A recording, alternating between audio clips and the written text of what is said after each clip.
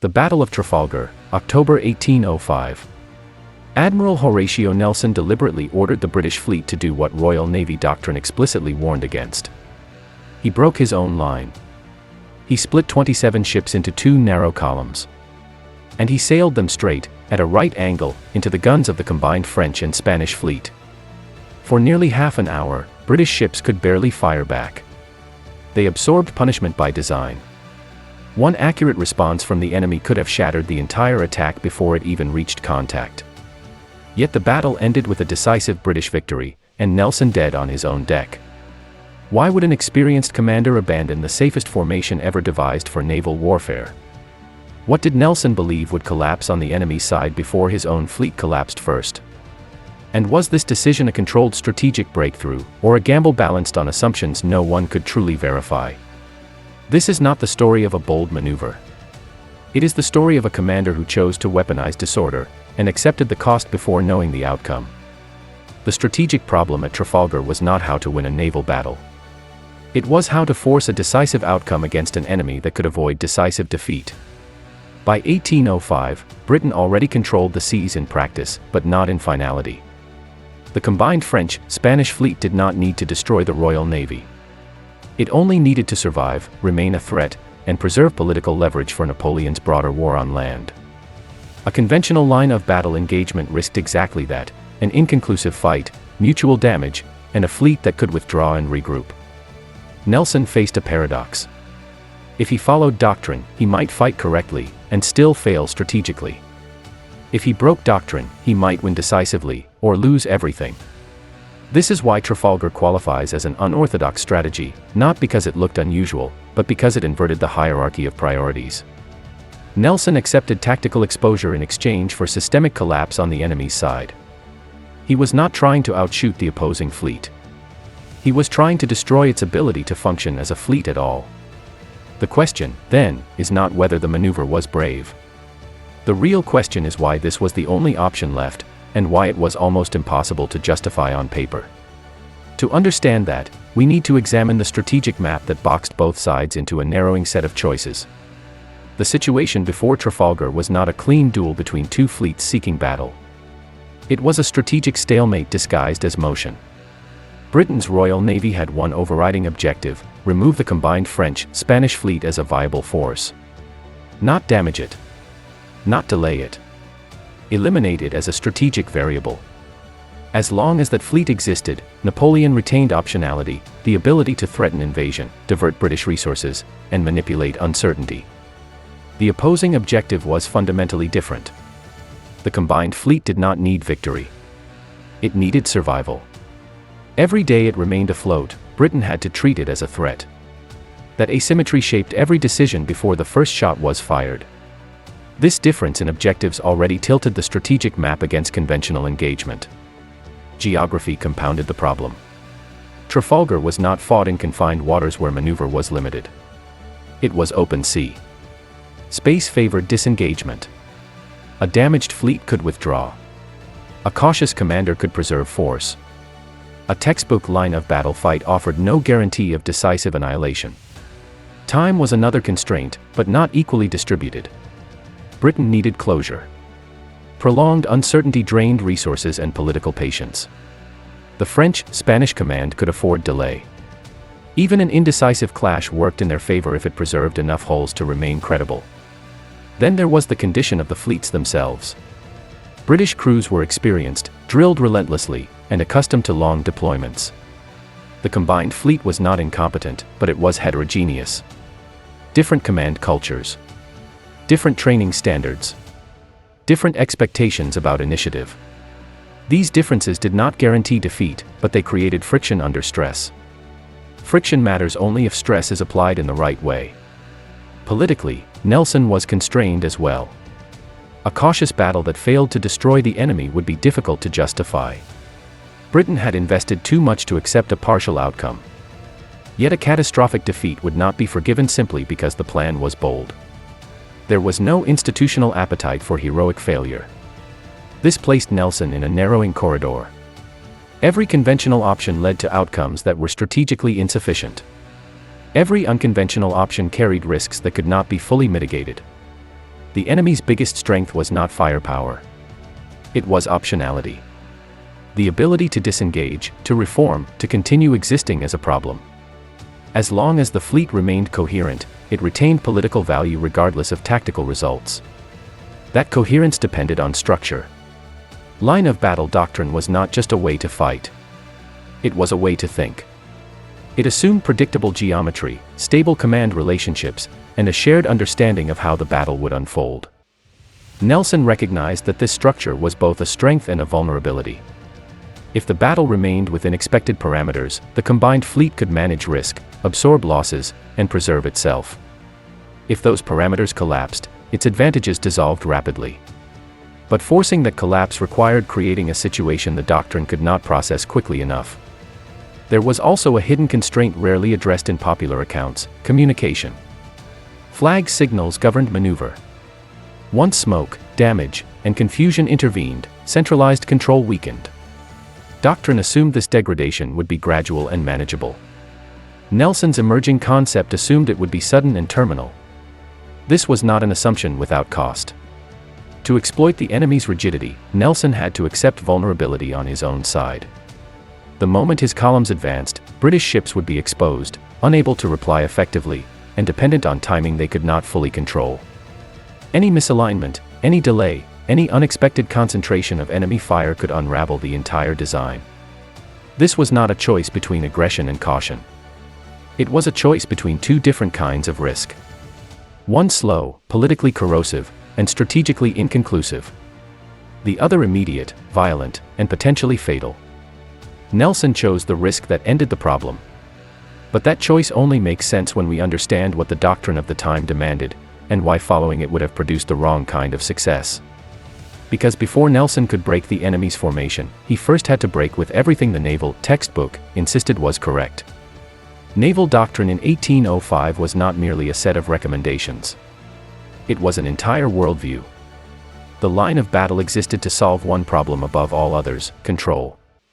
Ships formed a single, extended line so that every vessel could bring its broadside to bear while maintaining visual and command coherence. The geometry was deliberate. The logic was conservative. The outcome, in theory, was predictable. For most admirals, this was not cowardice. It was professionalism. Doctrine promised three things. First, it minimized exposure. No ship advanced alone into concentrated fire. Second, it preserved command authority. Signals traveled along a known axis. Third, it limited chaos. Even when damage occurred, the battle remained legible to those in charge.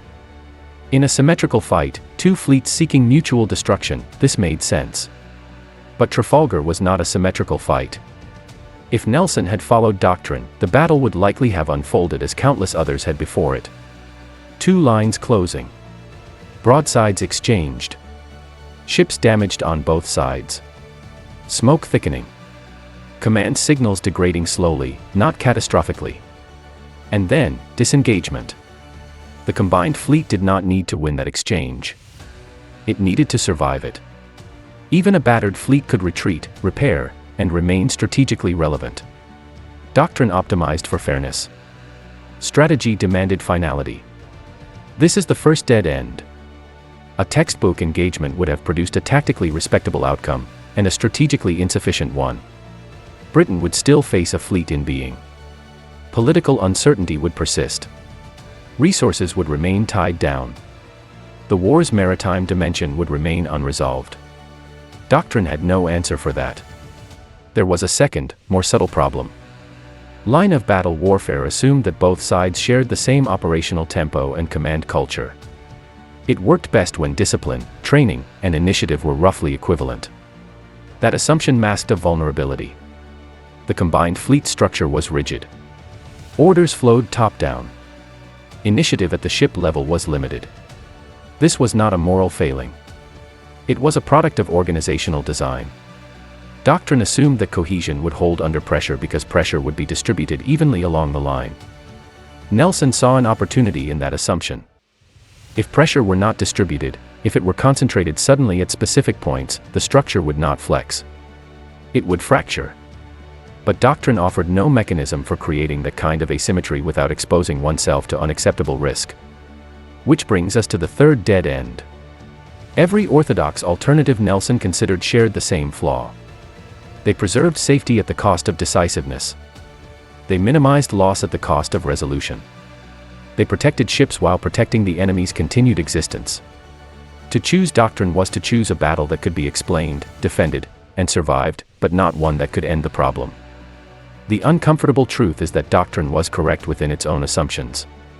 It failed only because those assumptions no longer aligned with strategic reality. The system worked. The objective had changed. This is the moment where most commanders stop. They accept the limits of the system. They manage risk. They defer closure. Nelson did not. He asked a different question. Not, how do I fight correctly, but what must break for this war at sea to end? Answering the question required discarding the very logic that had defined naval professionalism for generations. And once that line was crossed, there was no safe way back. Because breaking Doctrine is easy in theory, but turning that break into a coherent decision is where most strategies collapse. The decision at Trafalgar did not emerge as a single moment of inspiration. It formed under pressure, inside a narrowing strategic envelope, where every conventional option led to a result Nelson could not accept. By the time contact became inevitable, Nelson was no longer searching for a better version of existing doctrine. He was searching for a way around it. What matters here is not whether others disagreed with him. Many did. What matters is why disagreement could not stop the decision, and why the internal resistance never crystallized into an alternative plan. There was no formal mutiny of ideas, no recorded vote. Naval command culture did not work that way. But there was skepticism. Quiet concern. A shared awareness that what Nelson was proposing would expose the fleet in a way no admiral was trained to justify. The resistance was not emotional. It was structural. The plan violated the deepest professional instinct of senior officers: maintain mutual support at all times. By dividing the fleet into two attacking columns, Nelson ensured that for a significant period, ships at the front would be isolated. They would not be covered. They would not be rescued quickly. They would absorb damage without reciprocal effect. No amount of personal loyalty could erase that reality. What allowed the decision to move forward was not persuasion alone, but hierarchy combined with reputation. Nelson had accumulated credibility through previous engagements. He was known for trusting his captains. He was known for aggressive intent. This did not make the plan safe. It made it possible. But credibility does not explain the logic. The unorthodox decision rested on a small number of core assumptions. None of them were provable in advance. All of them had to hold simultaneously. The first assumption concerned timing. Nelson assumed that his columns could close the distance before suffering irreversible damage. This was not optimism. It was calculation under uncertainty. He accepted that ships would be hit. He gambled that they would not be disabled early enough to halt momentum. If this assumption failed, the battle would end before it truly began. The second assumption concerned enemy reaction. Nelson believed the combined fleet would not be able to adapt its formation quickly enough. Not because its commanders lacked intelligence, but because its system lacked flexibility. Signals would be slow. Authority would hesitate. The instinct to preserve line integrity would delay decisive counteraction. This was a bet against organizational reflexes. The third assumption was the most dangerous. Nelson assumed that once contact occurred, decentralized initiative on the British side would outperform centralized command on the opposing side. This meant relinquishing control at the very moment Doctrine demanded tighter grip. In other words, Nelson designed a battle he could not fully command. This is where the decision stops looking like bold tactics and starts resembling systemic manipulation. The attack was not aimed primarily at hulls or cannons. It was aimed at the enemy's command architecture. By piercing the line in two places, Nelson intended to sever communication between sections of the fleet. Rear units would be unable to support the center. The van would be forced to choose between turning back or continuing forward, neither option clean. Once that fragmentation occurred, the enemy would no longer be fighting as a fleet. It would be fighting as disconnected clusters of ships, each reacting locally, without a shared operational picture. That fragmentation was the true objective. But fragmentation is not guaranteed simply by contact. It depends on confusion, on smoke, on damage, on hesitation. Nelson's plan did not create those effects by itself. It assumed they would emerge naturally once the structure was violated. That assumption is rarely emphasized, but it is critical. The plan had no redundancy. If the enemy responded with unexpected decisiveness, concentrating fire, sacrificing formation, counterattacking the columns aggressively, the British fleet could be punished severely before achieving penetration. There was no secondary scheme, no fallback alignment, no graceful exit. This was not negligence. It was the consequence of designing a strategy around collapse rather than control. Internally, this placed a unique psychological burden on the commander. Nelson was not merely ordering ships forward. He was ordering them into a situation where outcomes would diverge rapidly and irreversibly. Once committed, no signal could restore coherence if things went wrong. This is the often missed element of the decision: irreversibility. Most doctrine-based plans allow adjustment, course correction, gradual escalation. Nelson's did not. The moment the columns advanced, the fleet crossed a threshold. Beyond it, success and disaster separated quickly. That irreversibility is why the plan cannot be reduced to bravery. Bravery implies courage under known risk. This was something else. It was acceptance of unknown variance, with no institutional safety net. The decision also targeted a specific psychological vulnerability. The combined fleet's commanders were trained to maintain order, to preserve alignment, to correct deviations. Nelson's approach forced them to choose between responding to immediate threats and maintaining structural integrity. That dilemma had no clean solution. If they broke formation to counter the columns, they violated doctrine and risked internal chaos.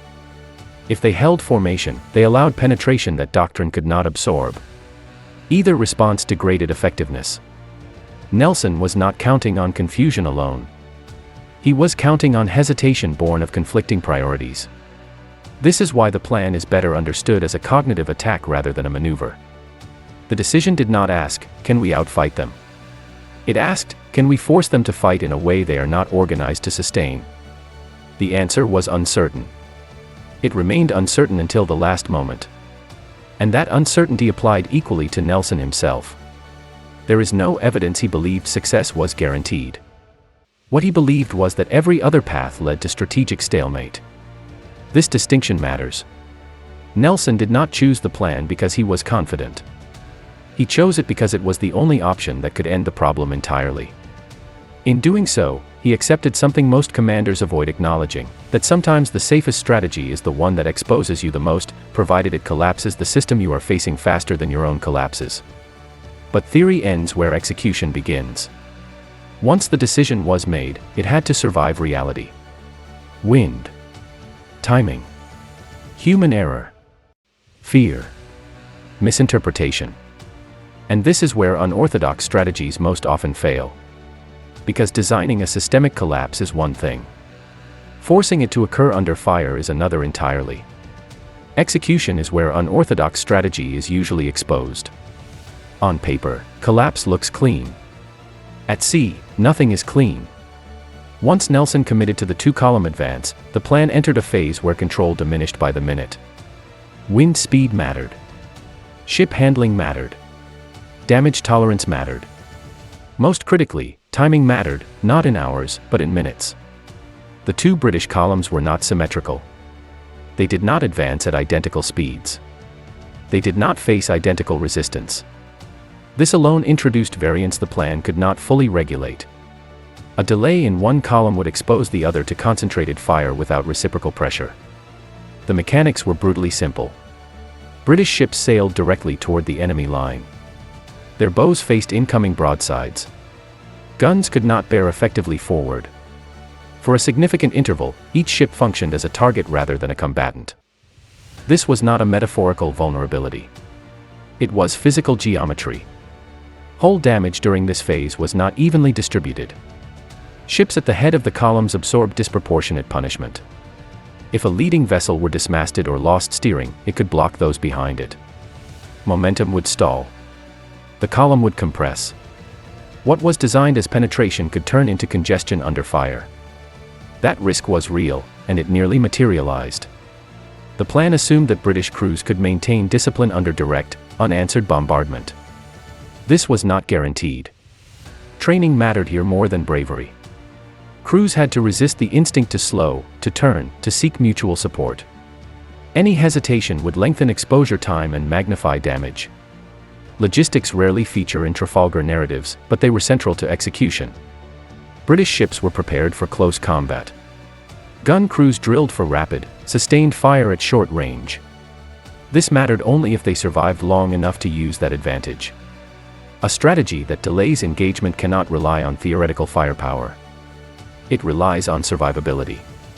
The columns also depended on navigation precision. Penetration points had to be accurate enough to split the enemy line into isolated segments. If a ship broke through too close to another, the effect would be localized. If too far apart, coordination between British units would degrade. There was no central correction mechanism once the approach began. Signals were limited. Smoke obscured flags. Noise drowned out commands. Each captain interpreted intent based on prior understanding, not real-time instruction. This is where Nelson's earlier cultural investment paid dividends. He had cultivated a command climate in which captains understood objectives rather than scripts. They were not waiting for instructions. They were acting on shared intent. But shared intent does not eliminate risk. One of the most fragile aspects of the plan was tempo. The strategy required rapid escalation once contact occurred. The longer the enemy retained partial cohesion, the greater the chance they could adapt. Delay favored the defenders. This created a paradox. British ships had to endure fire patiently on approach, but act aggressively and independently upon penetration. Too cautious, and momentum died. Too aggressive, and units could become isolated beyond support. The transition between those modes was the most dangerous moment of the battle. This is also where microfailures could have cascaded. A misjudged turn. A collision. A gun crew disabled at the wrong moment. None of these needed to happen across the fleet. One or two critical failures could have altered the balance locally enough to blunt the overall effect. Unorthodox strategies often depend on synchronized stress. If stress is unevenly applied, the system does not collapse. It bends. There were moments when the enemy came close to exploiting this. Concentrated fire inflicted severe damage on leading ships. Casualties mounted quickly. Had the combined fleet been able to coordinate a focused counterattack on one column before the other fully engaged, the British advance might have stalled. But coordination required clarity. And clarity was exactly what the penetration was designed to deny. Once British ships cut through the line, the character of the battle changed abruptly. Instead of two organized formations, the fight fragmented into local engagements. Visibility collapsed. Signals became meaningless. Command devolved to ship-level decisions. At this point, the original plan ceased to exist in any actionable form. What remained was its intended effect. This is a critical distinction. Nelson's strategy did not guide the entire battle. It guided the battle to a threshold, beyond which the enemy's system failed faster than his own. That threshold was fragile. It existed in a narrow window between exposure and dominance. Crossing it required not just courage, but structural alignment between doctrine, training, and intent. Many strategies look brilliant after they work. Few are designed to disappear once they succeed. Trafalgar's execution phase was not about control. It was about survivable chaos. And chaos is never guaranteed to favor the side that initiates it. Which raises the next question. When the enemy finally recognized what was happening, why were they unable to recover? The combined French-Spanish fleet was not blind. What failed at Trafalgar was not perception, it was response. As the British columns advanced, the intent became increasingly clear. This was not a feint. This was not an attempt to cross the line in the conventional sense. The geometry itself signaled deviation. The threat was recognized early enough to provoke concern, but too late to enable coherent adaptation. Recognition, however, is not the same as recovery. The first problem lay in command latency. Orders within the combined fleet relied on signals that assumed relative stability. Flags required visibility. Visibility required spacing. Spacing assumed an intact line. Once the British columns began to close, those assumptions unraveled simultaneously. Commanders faced a dilemma with no doctrinal answer. If they broke formation to counter the columns, they risked dissolving the very order that allowed control. If they held formation, they allowed penetration that the line was not designed to absorb. This hesitation was not indecision. It was paralysis induced by incompatible priorities. Some units attempted localized responses. Individual ships increased fire. Others began turning to engage approaching British vessels. But these actions were uncoordinated. Each response solved an immediate problem while worsening the systemic one. The fleet began to fragment not because it was defeated, but because it was forced to solve too many problems at once. Another critical factor was cognitive inertia. The combined fleet had trained to fight a known battle. Its officers understood how a line engagement unfolded. They understood escalation within that framework. What they did not have was a shared mental model for sudden structural collapse. When doctrine does not include a recovery pathway, adaptation becomes improvisation. Improvisation under fire favors the side that planned for it. There was also an asymmetry in initiative.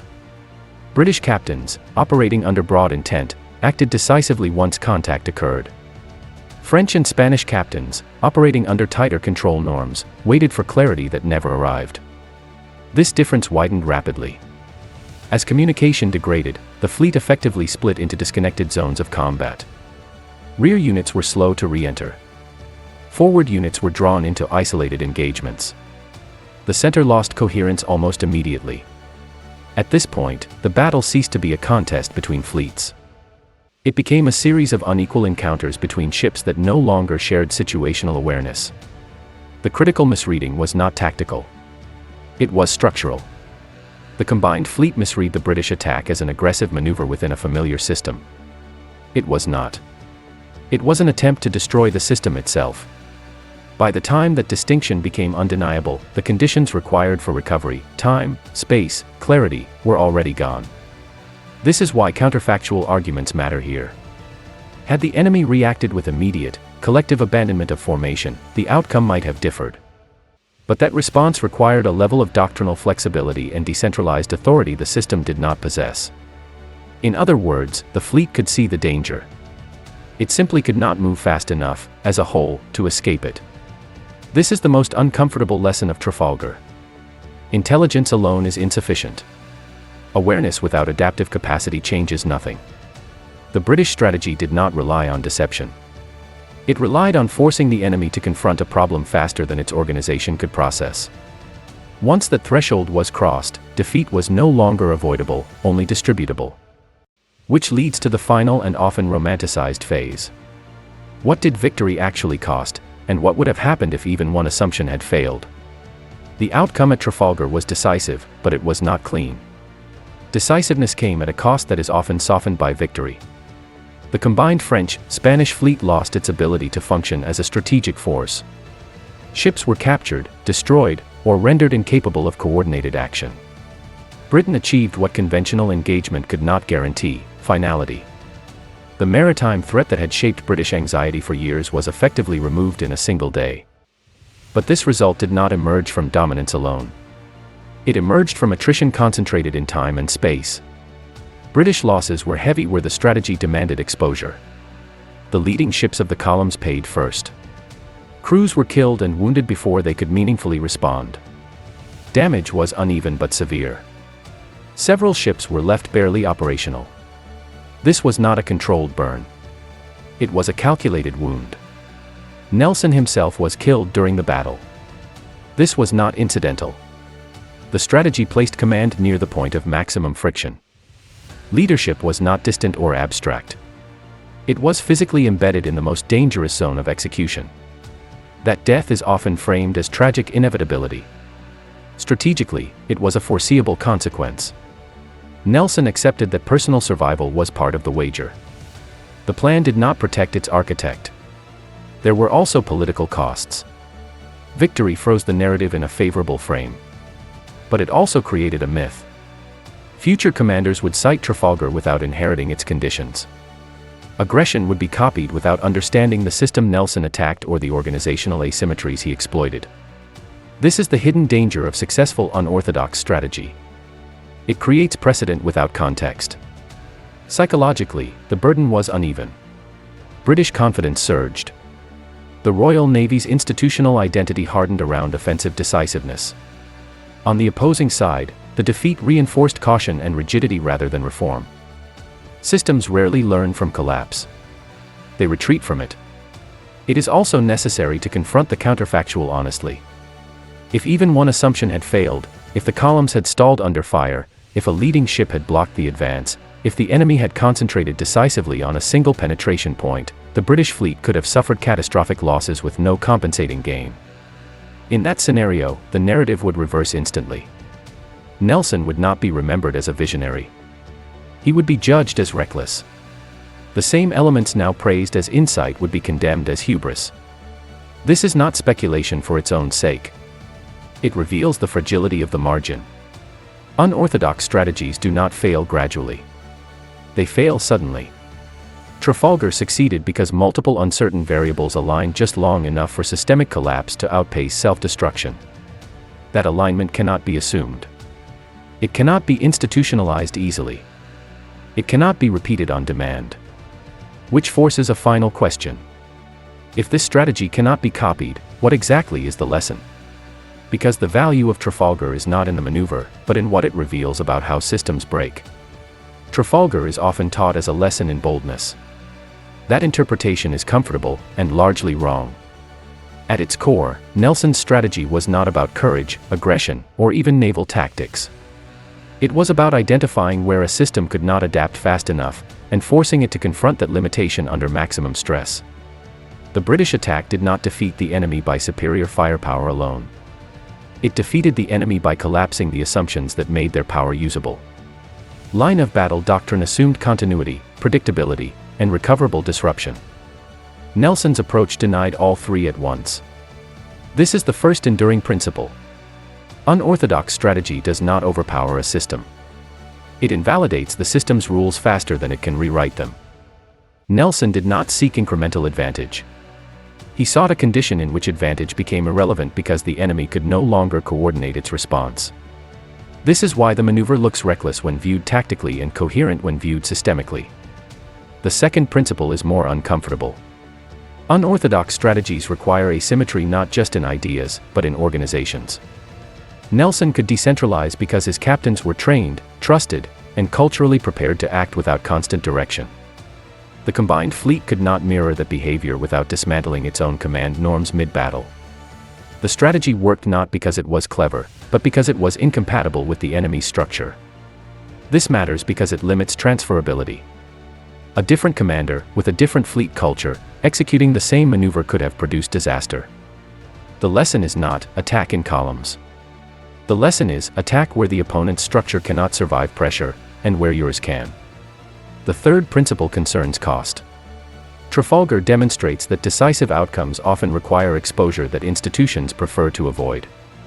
Nelson accepted irreversible commitment. Once the columns advanced, there was no graceful exit. Strategy crossed into fate. This is not a recommendation. It is a warning. When unorthodox strategies succeed, they often do so by eliminating the possibility of retreat, for both sides. That creates clarity. It also concentrates loss.